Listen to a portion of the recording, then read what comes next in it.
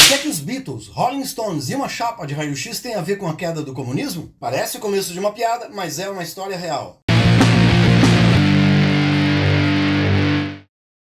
Durante a Guerra Fria, governos do leste europeu proibiam discos, perseguiam músicos e tentavam controlar a vida cultural. Eles bem sabiam que a arte podia ser perigosa. Mas havia um problema. O rock continuava atravessando a cortina de ferro. Chegava em malas, fitas clandestinas e até gravado em chapas de raio-x. E sem disparar um único tiro, aquelas músicas começavam a colocar uma pergunta perigosa na cabeça de milhões de jovens. E se o mundo pudesse ser diferente? Durante a Guerra Fria, o mundo estava dividido em dois blocos. De um lado, Estados Unidos e aliados. Do outro, União Soviética e os países socialistas do leste europeu. Mas a Guerra Fria não acontecia apenas com tanques, mísseis e espiões. Ela também acontecia através da cultura. E foi justamente aí que surgiu um problema para os governos comunistas: o rock. Notícias chegavam do mundo ocidental. Elas falavam sobre música, cinema e sobre como viviam os jovens. No Ocidente, o rock representava rebeldia, liberdade e ruptura com os costumes tradicionais. Para os governos comunistas, a questão era diferente. O rock vinha do Ocidente, apresentado pela propaganda oficial como uma sociedade dominada pelo capitalismo, pelo consumismo e pela decadência moral. Por tudo isso, o rock era tratado como uma ameaça cultural. Não era simplesmente uma música estrangeira. Era uma maneira diferente de se vestir, dançar, falar, se comportar e pensar a própria vida. E isso era justamente o que tornava o fenômeno perigoso. Um governo pode tentar proibir uma música, mas é muito mais difícil proibir o desejo de ser livre. Na União Soviética, conseguir música ocidental podia ser complicado. Discos de bandas como Beatles, Rolling Stones e outros artistas circulavam clandestinamente. Álbuns originais eram impossíveis de conseguir. O que chegava eram cópias traduzidas por viajantes, fitas que eram copiadas e recopiadas até a qualidade desaparecer. Havia ainda um método curioso: gravações feitas em chapas de raio-x descartadas. Essas gravações ficaram conhecidas como música de ossos. Era uma tecnologia improvisada. As gravações tinham qualidade ruim e duravam pouco, mas podiam ser copiadas e compartilhadas. Um exame médico transformava-se em um disco clandestino. A música sempre encontrava um caminho.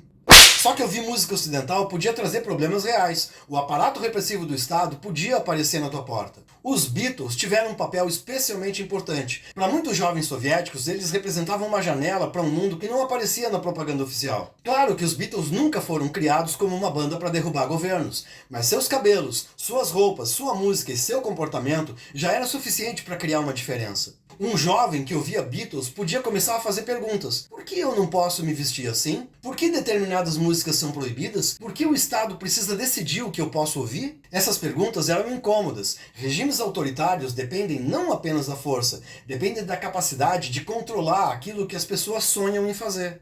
Na Polônia aconteceu um evento marcante.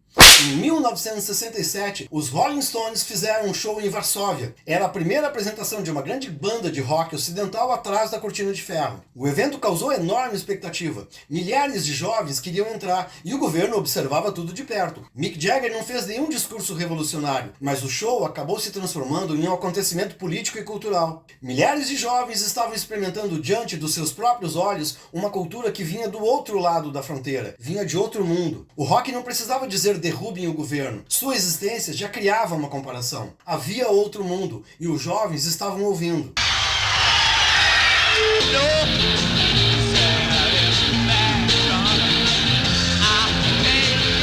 Outro episódio emblemático aconteceu na pequena cidade polonesa de Jarocin. Um festival de música começou como uma competição regional entre jovens em 1970. Na década seguinte, transformou-se em um dos principais espaços para o rock alternativo e o punk na Polônia. Durante alguns dias, milhares de jovens podiam se reunir, ouvir novidades e expressar sua insatisfação. Jarocin tornou-se um espaço de liberdade dentro de uma sociedade autoritária. Era uma espécie de válvula de escape.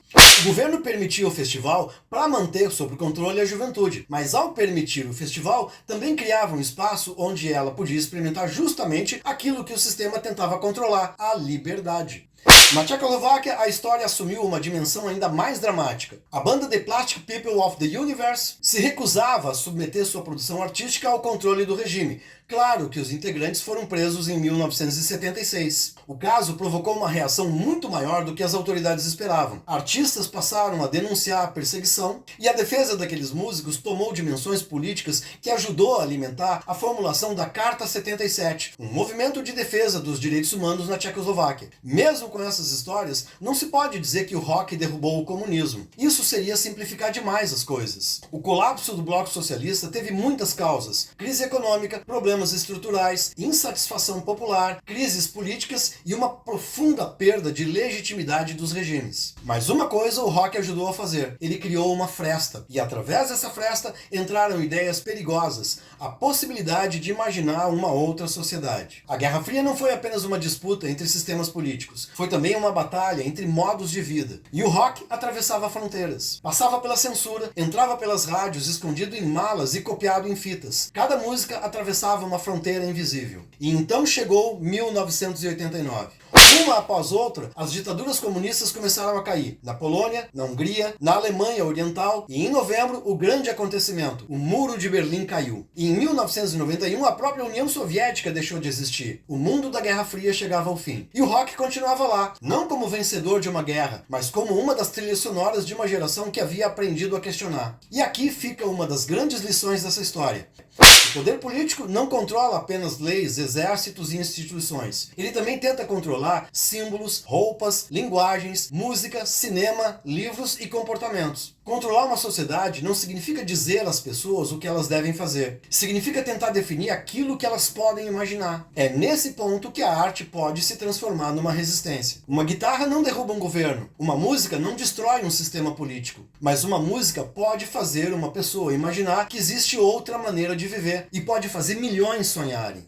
Talvez essa seja a verdadeira história do rock por trás da cortina de ferro. Não a história de uma guitarra que derrubou o comunismo, mas a história de uma guitarra que conseguiu atravessar uma fronteira que governos passaram décadas tentando fechar. E agora eu te peço que cometa o ato de rebeldia de se inscrever no meu canal. Se tu gostaste desse conteúdo, manda aquele like e deixa a tua opinião nos comentários. Isso me ajuda a te trazer mais história, filosofia e conhecimento. Ainda tem muita coisa interessante pra gente conversar.